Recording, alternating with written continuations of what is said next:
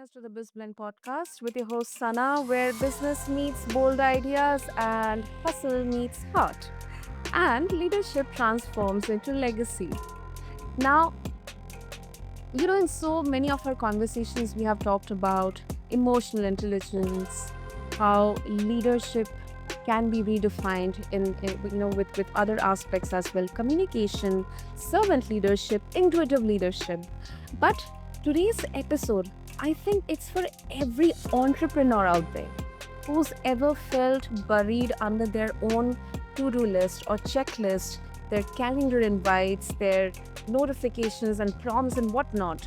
Well, we are diving deep into the art and the science of delegation, how letting go can actually help you gain control. Yes. And listeners, joining me is Renee Hastings. She's the president and CEO of Executive Help Now. And with over 15 years of leadership and a powerhouse VA agency, Virtual Assistants, Renee's mission is simple, but it's profound, which is to help entrepreneurs reclaim their time and work in their zone of genius. Now, from coaching with Dale Carnegie to being featured on NBC's KCRA News, Rennie brings wisdom, heart, and actionable strategies to the table. And as a podcaster, I'm really thrilled to explore not just the how of delegation, but also how it shifts the way we perceive control, leadership, and overall success. So grab your notebook, your journal, or your favorite cup of beverage because this conversation might be the game changer you didn't know you needed. So, with that, Rennie, welcome to the show, and it is such an honor to have you with us. Thank you so much, Sana. I'm so excited to be here with you today. So, Rennie, the most highlighting part when I was reading out your intro is how you help leaders operate in their zone of genius. Now, what do you think hold entrepreneurs back the most from delegating, and how do we start overcoming that fear of letting that control go out of their hands? Oh, I love this question because it is so varied for depending on the individual. There are some people who struggle with perfectionism and they think that only they can do it. If they don't do it, it's not going to be done right. Or they struggle with trust issues. They may find it hard to trust other people to complete their task according to their level of satisfaction or to their standard of excellence. Some executives lack training or don't know how to properly train somebody to do what it is that they need to have done because they've been doing it for so long themselves. It's in their head, so they just know it by heart. And so when it comes time to actually showing someone how to do it, that can be a challenge for them. They're like, oh, if I have to take all this time to train, then I might as well just do it myself. But that is very short sighted. And we'll get into that in just a little bit. They also fear mistakes. They fear that if the person that they delegate something to makes a mistake, it could lead to potential problems or setbacks in their lives. And they also fear losing control. I think that is the biggest thing is losing control. The delegation can make managers feel like they're losing control over their work processes and the outcomes. Which is completely understandable. When you've been used to doing everything yourself for so long, all of these feelings are very valid, very real, and they're not alone. Like almost everyone struggles with this. Even I struggled with it myself. And we have several clients that we serve that we've had to actually coach through these particular type of situations because we know how challenging it can be to let someone else into your life, to allow them to support you, to allow them to care for you, to allow them to serve you in this kind of way. And then for you to allow yourself to be served as the client. I absolutely agree with that. And also, if I would like to add into this, especially entrepreneurs who are coming from a corporate culture in there. So I don't know if it is everywhere, but sometimes I really kind of felt that when you are, let's say, handling a big project, you are kind of synonymous with, okay, this person is leading that project, but then you also are kind of burnt out in handling that project, and then you are recommended that you can probably hand over a portion of your project to another one of your colleague, but then there is a kind of fear of losing that control, plus that trust issue is there, that okay, what if that other person kind of takes away the thunder from me. I don't know whether it's valid or not, but personally, I think this happens, and Yeah. I would love to know your opinion on this. Yes, absolutely. So, one of the things that I struggled with when I was first letting go of things and learning to delegate, and it was something that I quickly got over because I was burning the candle at both ends and I was so tired. I just knew I could not do it all anymore, or my health literally was going to suffer. So so that feeling that if you turn it over, they're gonna take it away from you, or they're gonna get the credit for something that you did, or something to that effect. I think that when we are working on projects, of course, it's our baby. It's our thing. We've been working on this thing for so long. We built it from nothing to where it is now. And so there's a lot of pride that goes into that. There's a lot of effort and time. And so of course that pride is justifiable because you did it. You built it. And now if you assign it to someone else, it's scary to think that they might actually get the credit for something that you actually did. But which I think is what you're saying, is the concerns that some people have. And I think that when if you think bigger about the project than just yourself and your input into it. But what actually matters is the success of the project. We of course, recognition is awesome, and of course, along the way, we love the pats on the back and that sort of thing for all of our hard work that we put into it. But the ultimate end goal should be the success of the project and the impact that that project has on the people that it's serving. So when we get ourself out of the picture, then it's a little bit easier to delegate and make sure you're surrounding yourself with the best team who can deliver the best project. Does that make sense? No, absolutely, absolutely, absolutely. And personally also, I have noticed that when I delegate, it's not just to free up my time. It has actually kind of forced me to clarify what mattered most in my role. Maybe some of the loopholes, or some of the low hanging fruits which I am kind of unintentionally ignoring, or I didn't even realize it is there.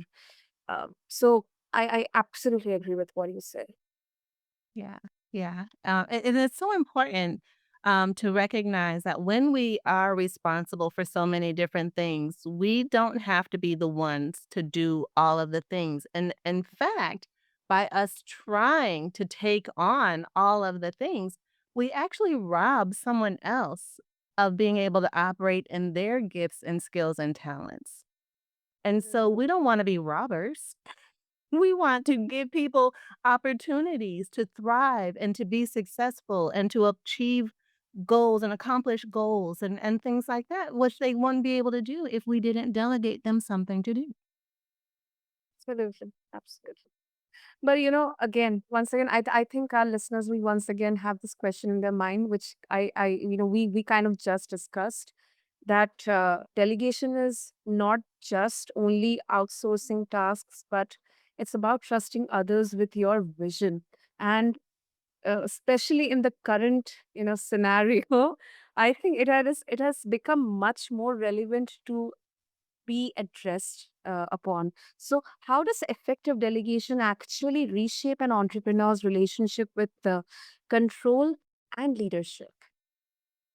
So, I'm sorry. Can you repeat the question? Yeah, I'll repeat it for you. So, how does effective delegation actually reshape an entrepreneur's relationship with control and leadership, especially with their team members and the people they are handing over the tasks to? Yes. Oh, I love this question. Thank you for repeating it for me. So, when a, an executive or a project manager releases control of the all the different things that need to get done, not only do they free themselves up, to make space and time to do the things that are more important, but it also gives them an opportunity to stretch themselves out of their comfort zone into a new space that helps them to continue to grow personally and professionally. So, one of the things that delegation does is reveal who you are inside and what matters most to you. And once those things that are inside that you may not have even known was in there until it came time for you to delegate something.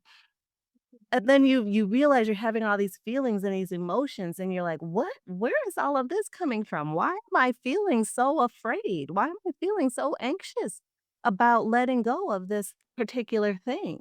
And it helps us do some self-reflection and introspection to figure out where that is coming from. And once that has been revealed, we can deal with it.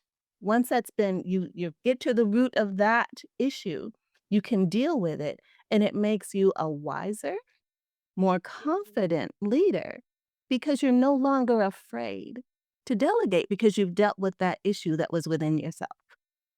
Exactly. Yep, that makes sense. That makes sense, Rennie. Okay, now this is really interesting. So your agency, it supports everything. I mean, like admin work to podcast production also. That is Yeah. something I absolutely love. So what's one task entrepreneurs resist delegating? I mean, you must have observed, from your experiences, but you think they really should let go of sooner, but they're not doing that right now. So, some of the things that they should let go of in order to get better time management and to allow people to be the expert in doing their thing, and allow themselves to scale. Because remember, you can't do everything yourself. You're just one person. And if you want to scale, or if you, as a business owner, or you want your project to really take off, you have to surround yourself with a team of people, and that will allow you more ability for strategic focus and more work-life balance, and is also empowering and increases the development of your team and yourself. So some of the first things that you can let go of are those things that are taking you away from income generating activities. So that looks like maybe email management, calendar management, trying to get a meeting with a person who's so busy that it takes 15 different emails back and forth to try to find a good time for you guys to meet. You don't have time for that. Those are things that can be delegated to your assistant. Travel arrangements.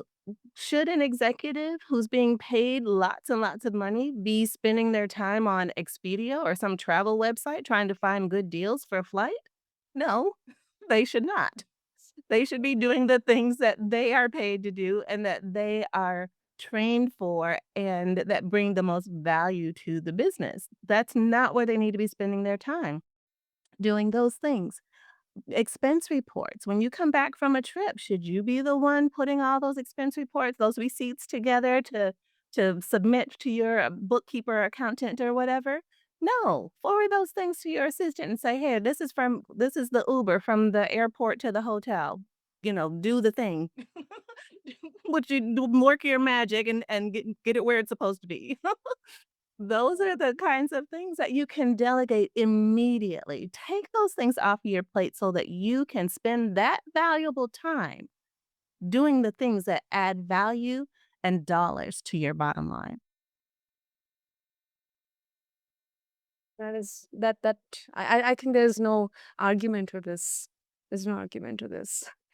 Um, Also, let's talk about the impact, Rennie. So, if you can share any particular case study or a success story where you have seen of an entrepreneur's life or business transforming because they embraced delegation, probably through hiring VAs or you know identifying the unique skills of their team members and delegating tasks accordingly.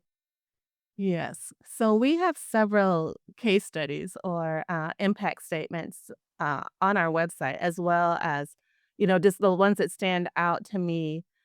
We have a client named Katie, and Katie is the owner of a software company that works with senior living communities. And she was a solopreneur for the longest time, doing all the marketing, all the payroll, managing the team, having all the project team meetings, checking the status of all the projects and all the HR related issues. She was wearing all the hats. And we had our paths had crossed several years ago, and then when I started, promoting the business, I sent a message out to all of my friends, and I was like, "Hey, I'm here, and if let me know if I can help you." And Katie said, "Well, maybe you might be able to help me." She said, "Because it takes me forever to do payroll because my team doesn't send in their, timesheets when they're supposed to, and then when they don't do that, then it backs me up. And then I have to calculate them into this spreadsheet to see how much money the contract has left in it against their timesheets. All these different things that she was doing. It was very manual, this process. And she said, if you could just take this off my plate, that would really help me a lot. So we took that over from her and we took, followed up with her team for their timesheets so that we got them in time to put them into the spreadsheets that she had created, and then when we gave it to her, she was able to just push one button in order to run payroll. And when she was able to do that and she realized the relief that she had gained from not having to do all the in the business work and just push a button to run payroll, it literally brought her to tears. And she said, "I cannot believe I have been doing everything by myself for so long, and I didn't have to." And so I said, "Katie, I'm so excited that we have partnered and we can take these things off your plate for you." And then eventually we ended up streamlining that process, automating a lot of the timekeeping system and the report running and that sort of thing. And it now is a smooth running, well oiled machine to get payroll processed. That is so liberative, so liberating. Especially, when you mentioned that, like she was so emotional and she was in tears, realizing that all the time she was kind of putting her energy into something which could have been done by someone else. Um, I mean that is really liberating. Yes, I absolutely. get that feeling. It is great, and we had a podcast producer client who said that his business has literally caught fire because he's been able to delegate so much to our podcast production team that he's now able to bring on more new business and new, hosts to produce, and if it weren't for him having a capable team in us, it would just be him doing all the shows, doing all the editing, doing all of the interviews, doing all the things, and he's just one person. But now he's got other people around him who can do all of that other work once the show is done, all of the, editing and the show notes and all of the clips for promoting and, the all the things that are post-production as well as even pre-production to make sure that the guests are ready, for the show and make sure they look good when they're on camera.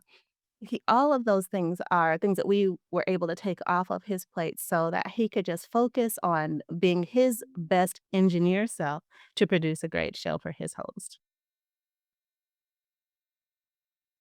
Oh, Well, very that's awesome. Ah, great. Okay. So before we wrap up, Rennie, if our listeners they would like to connect with you and explore more about executive health now and connect with you as well personally to share their views and comments on this, what's the best way to do that? Well, we're on all the socials. So on Instagram, Facebook, LinkedIn, YouTube. I also have a show on YouTube where people can get an idea of what a show looks like that we produce, and we're offering that as a service to our clients. So we're on all the socials at Executive Help Now. If someone is questioning whether or not they're ready for a VA, because some people think, well, I'm just a solopreneur and maybe I'm not ready for a VA and they have questions, they can text the letters VA now to 1-866-943-3591 and get a freebie, or we can also drop the link to it in the show notes, where they can find out or ask themselves a certain set of questions to determine whether or not they're ready for a VA and then what a virtual assistant can do for them. We have that as well. So there's so much that a virtual assistant can do. It's not just straight administrative or social media or podcasts. There's so many other things that a virtual assistant can take off of your plate. So definitely reach out to us on all the socials. Our website, of course, is executivehelpnow.org. We're reachable through that as well. And I look forward to meeting all of your audience members who have questions or curious or ready to get started with their own VA.